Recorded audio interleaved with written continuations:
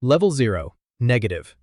You graduate with $34,000 in student loans and a checking account that reads negative $112 after the last automatic payment clears before your paycheck does. Net worth, if you bothered to calculate it, would be a negative number large enough to feel like a hole rather than a starting line. You don't calculate it. You don't want to see it in writing. You take a job that pays $19 an hour and spend the first 6 months just trying to stop the bleeding, one overdraft fee at a time. Learning the hard way that being broke isn't about how much you earn, it's about how far underwater you already are before you even start. You get good at a specific kind of math nobody teaches you in school, the math of which bill can wait 5 more days without a late fee, which subscription you forgot to cancel 8 months ago, whether the gas tank makes it to Friday. You don't tell your friends any of this.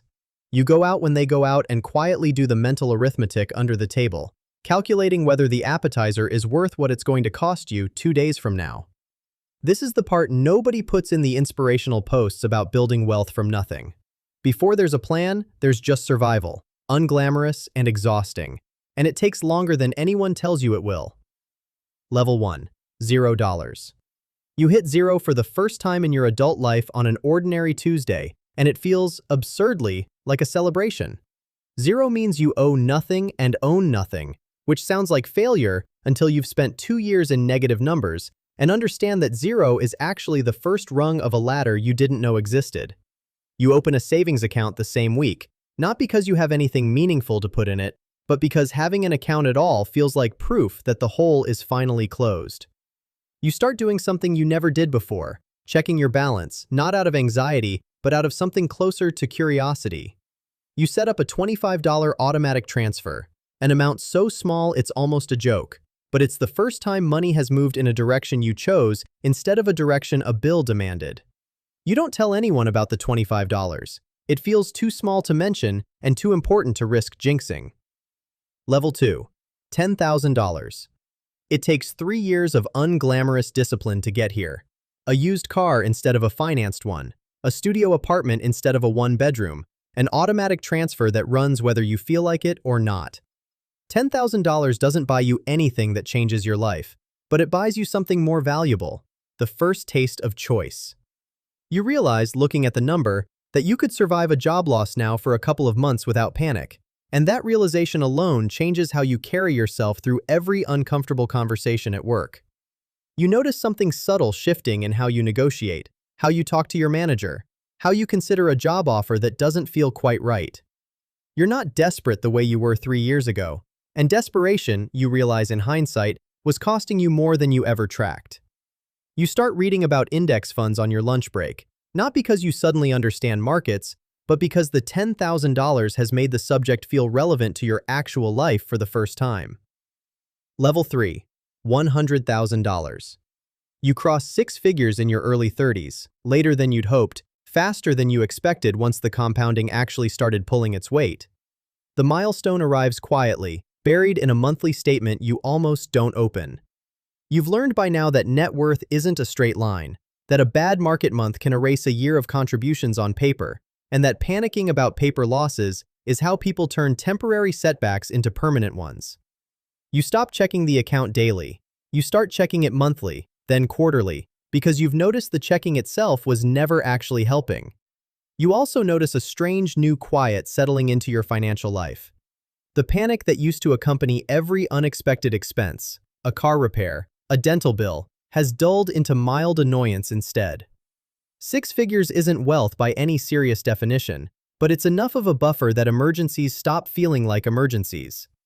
You start having conversations with a coworker about backdoor Roth contributions, conversations that would have sounded like a foreign language to you 5 years earlier, and you notice you're keeping up without much effort at all. Level 4. $500,000. $500,000 sits across a mix of retirement accounts, a modest brokerage account, and a sliver of equity in a starter home you bought at exactly the wrong time and held through exactly the right amount of patience. You still drive an unremarkable car.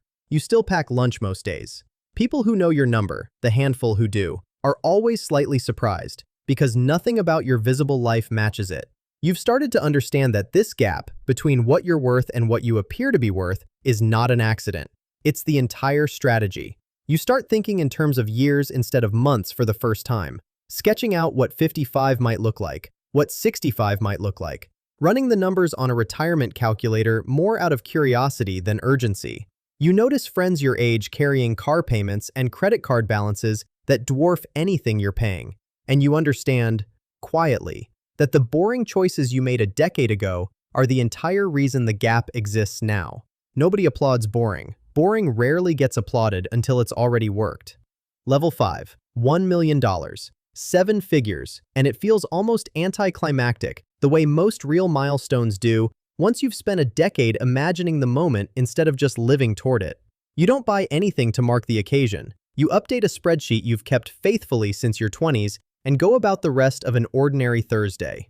Something has changed underneath the surface, though. The account's own growth in a strong year now rivals a meaningful chunk of your salary, and you start to understand, not just intellectually, but in your bones, that the machine has finally started doing real work on its own. You find yourself explaining compound growth to a younger coworker who just started contributing to a 401k, and you hear yourself sounding like the people who used to explain it to you. Patient, a little evangelical, genuinely excited about a subject that used to bore you senseless. You realize the $1 million didn't change your daily habits much at all. You're still packing the same lunch.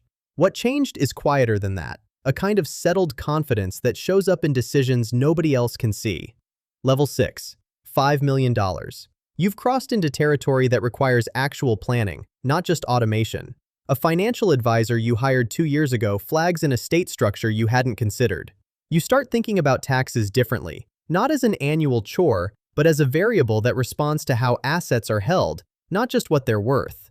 Market drops that used to feel abstract now represent real dollar amounts that make your stomach tighten, a 10% correction erasing $500,000 on paper in a matter of weeks. You've also, somewhere in the last few years, stopped talking about money with most people you know, because the conversation stopped being useful the moment the numbers got large enough to change how people looked at you. You notice a new kind of loneliness creeping into certain relationships, not dramatic, just a subtle recalibration in how some people ask you for favors, how some conversations about vacations or job changes carry an undertone you didn't used to notice. You don't resent it exactly. You just adjust who you're honest with, keeping the real numbers inside a smaller circle than you would have guessed you'd need a decade earlier. Level 7. $25 million. At this level, private banking calls you instead of the other way around. You're introduced to investment vehicles that were never marketed to you before. Private credit, pre-IPO allocations, structures that require a minimum check size most people will never see in a lifetime. Your children, if you have them, are growing up with a completely different relationship to money than you had, and you spend real energy trying to make sure that difference doesn't quietly rot into entitlement. You've learned that at this scale, the biggest threat to your wealth isn't the market, it's mismanagement, bad advice, and your own complacency. You start interviewing family office structures, comparing fee schedules that would have seemed absurd to you a decade ago. Because at this scale, even a small percentage difference in fees compounds into a genuinely large number over time. You also start noticing something uncomfortable, that people's opinions of your ideas have started softening regardless of whether the ideas are actually good. And you have to work harder than you expected to keep people around you who'll still tell you when you're wrong. Level 8. $100 million. 9 figures changes the nature of your relationship with institutions. Banks compete for your business instead of scrutinizing your applications. You sit on a nonprofit board or two, not because you sought the position, but because capital at this scale creates proximity to rooms you never had to knock on the door of. You've stopped checking your net worth in any meaningful sense because the number moves by amounts larger than most people's annual salary on an ordinary Tuesday, and watching it would be its own kind of madness.